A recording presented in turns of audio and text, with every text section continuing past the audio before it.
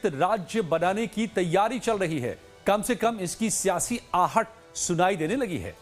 विपक्ष की माने तो बिहार के सीमांचल और बंगाल के कुछ इलाकों को मिलाकर देश का अगला केंद्र शासित राज्य बनाया जा सकता है। असल में केंद्रीय गृह मंत्री अमित शाह 3 दिन के सीमांचल दौरे पर हैं।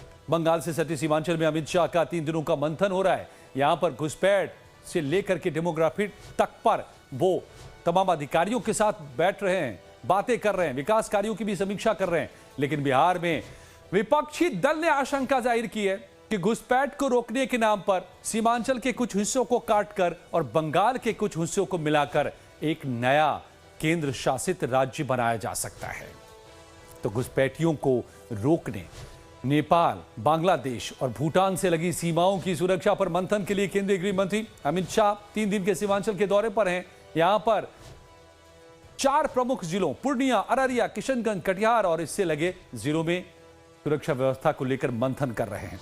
सीमांचल में अमित शाह का दौरा सिर्फ सियासी मुद्दा भर नहीं है, बल्कि राजनीतिक भी है और तीर से अमित शाह एक तीर से 2 निशाने कर रहे हैं, यह भी माना जा रहा है।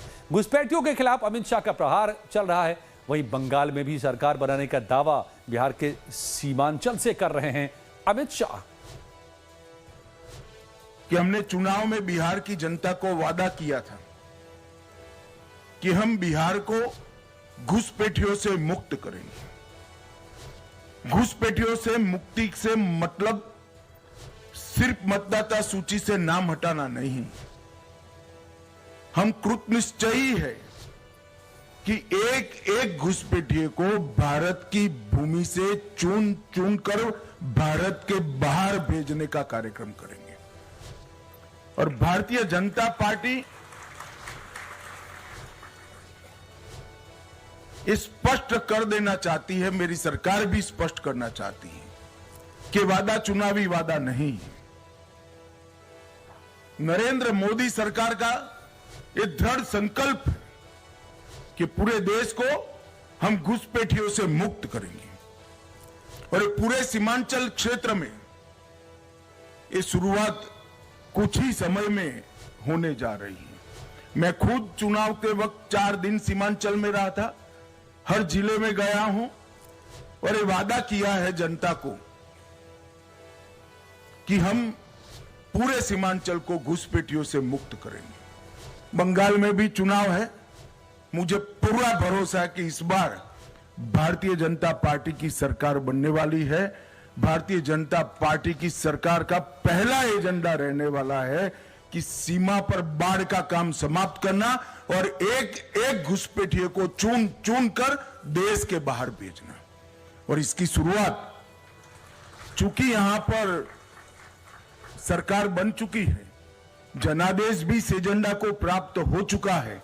हम तो इसी मुद्दे पर चुनाव लड़े थे, हमारी विपक्ष की पार्टियों ने ये मुद्दे का विरोध किया था, मगर मैं तो आभारी हूं बिहार की जनता का कि अभूतपूर्व जन समर्थन हमें मिला है। बिहार के कल्याण के एजेंडा के साथ साथ वो मैंडेट में घुसपैठियों को निकालना भी शामिल है। तो बिहार में जनता ने मैंडेट दिया घुसपैठियों को निकालने का, अमित शाह बता रहे हैं, और बंगाल में भी मैंडेट मांग रहे हैं घुसपैठियों को हटाने का। बिहार के सीमांचल में डेमोग्राफी में जो बदलाव हो रहा है, इसका भी आरोप बीजेपी विपक्ष के माथे पर फोड़ रही है। तो सुनिए बिहार के डिप्टी सीएम विजय सिन्हा क्या कह रहे हैं। और केंद्र शासित प्रदेश बनाना चाहते हैं। ये घुसपैठिए 90 के दशक से आप जो डेमोग्राफी बदला है, आप देखें किस समय से ये डेमोग्राफी बदला। कौन किया? राजद और कांग्रेस का कल्चर है कि तुष्टीकरण की राजनीति करती है। राजद कांग्रेस का कल्चर तुष्टीकरण का है, एनडीए का कल्चर संतुष्टीकरण का है। तो बिहार में चुनाव बाद भी अमित शाह के घुसपैठिया का मुद्दा उठाने पर तेजस्वी यादव विफर पड़े। उन्होंने क्या तंज किया, अब इसको भी सुनिए। सुप्रीम कोर्ट में इलेक्शन कमीशन ने अपने एफिडेविट में ये स्पष्ट बता दिया है कि बिहार में कोई भी घुसपैठिया नहीं है। ये तो इलेक्शन कमीशन ने बताया है। और अगर घुसपैठिया अगर आया भी है तो आप गृह मंत्री और नीचे कीजिए माइक क्या आपकी बिहार में 21 साल से सरकार चल रही है, क्या कर रहा है देश में राज है, तो अगर आया भी है तो ये आपकी जिम्मेदारी थी। तो बिहार के सीमांचल से और बंगाल से घुसपैठियों को निकालने का आह्वान गृह मंत्री अमित शाह कर रहे हैं। और बिहार में एनडीए की सरकार है तो सीमांचल से घुसपैठियों को निकालने का एक्शन प्लान बन सकता है, घुसपैठियों को बाहर निकाला जा सकता है। सवाल है कि यदि बंगाल में फिर से ममता बनर्जी की सरकार बनती है तो फिर केंद्र सरकार घुसपैठियों को कैसे बाहर निकालेगी, क्योंकि केंद्र खुद आरोप लगा रही है कि बंगाल में बांग्लादेशी सीमा पर ममता सरकार फेंसिंग नहीं करने दे रही। तो क्या ऐसे में केंद्र सरकार बिहार के सीमांचल और बंगाल में घुसपैठ प्रभावित इलाकों को मिलाकर केंद्र शासित राज्य बना सकती है? इसी आशंका को विपक्ष ने आरोपों में बदला है। बिहार की सियासी गलियारों में यह चर्चा जोर पकड़ रही है और अमित शाह इसी मंसूबे के साथ सीमांचल में क्या डटे हुए हैं। बिहार के उन सीमांचल इलाका को बंगाल के सीमांचल इलाका को मिला के एक नया राज्य बनावे ताकि जो क्षेत्रीय पार्टियां हैं उनको कमजोर करें। जब नड्डा जी राष्ट्रीय अध्यक्ष जी थे उन्होंने तो क्या बयान दिया था कि आने वाला समय में देश से क्षेत्रीय पार्टी का खात्मा हो जाएगा। तो कहीं ना कहीं ये लोग लोकतंत्र को खत्म करना चाहते हैं, लोगों को खत्म करना चाहते हैं और देश में चाहते हैं कि एक ही आदमी का साम्राज्य रहे, एक ही पार्टी का साम्राज्य। हालांकि केंद्र शासित राज्य बनाने की संभावनाओं को विपक्ष के इस आरोप को सत्ता पक्ष ने खारिज कर दिया है, लेकिन कांग्रेस और एआईएमआईएम अमित शाह से सीमांचल को लेकर नजरिया बदलने और इस इलाके के विकास को तेज करने की मांग कर रहे हैं।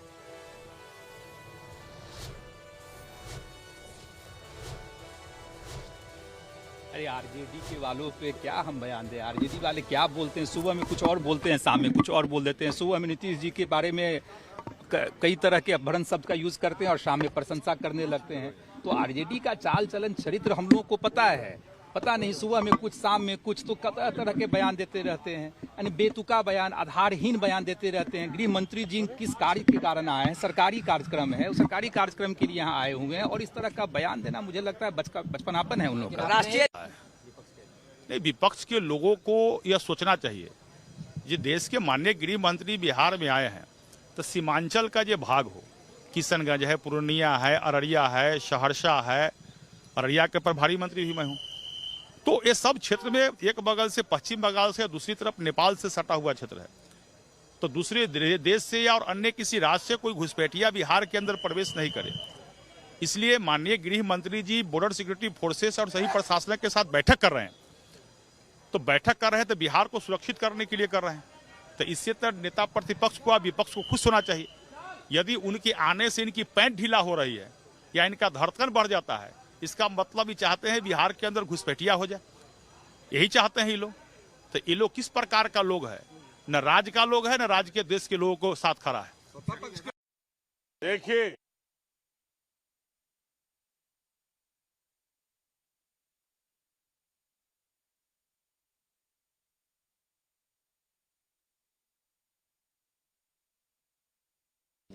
वो केंद्र शासित प्रदेश बनाने के लिए वो तो अभी समय है, वो करेंगे, क्या करेंगे देखते हैं। लेकिन सवाल है कि अमित शाह जी सीमांचल में आए हैं, बहुत बहुत धन्यवाद, बहुत बहुत मुबारक सीमांचल में उनका, खास करके किशनगंज, पूर्णिया, अररिया, कटिहार में उनका स्वागत है। और कुछ सौगात दे करके जाएं, ना कि धार्मिक अनुवाद फैला करके जाएं, सौगात दे करके जाएं।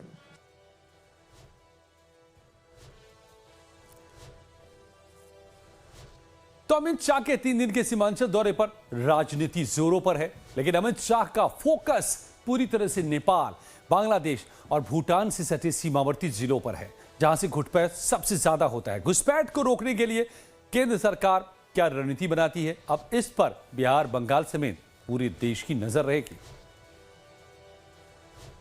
अरे आरजेडी